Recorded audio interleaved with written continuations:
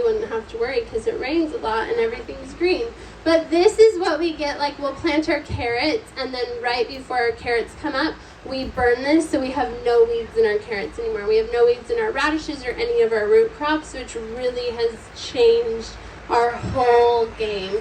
And then we'll also use this, like when we go to plant a bed right before, we just go through and burn it. And so it kills all of that weed seed, so we're not dealing with all those weeds. It's amazing. So another thing that's super important, now we've talked about getting rid of everything and not having weeds, but it's also super important to cover your soil. Keeping your soil covered is so important. But it's only a weed if you don't want it there. So keeping your soil covered with things that you want there that are benefiting your garden and your soil is what is super important.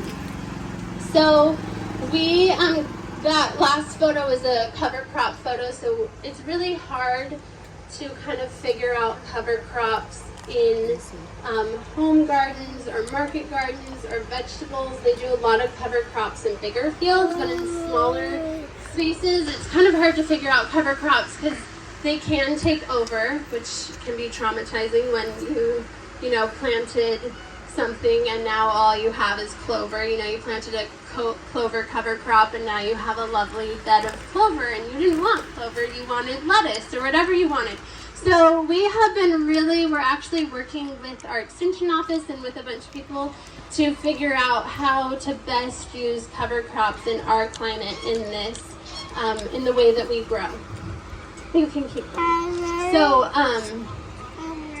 another thing that we do is we only have 2 acres.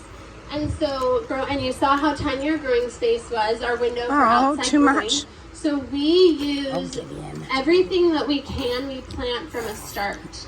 So we transplant our beets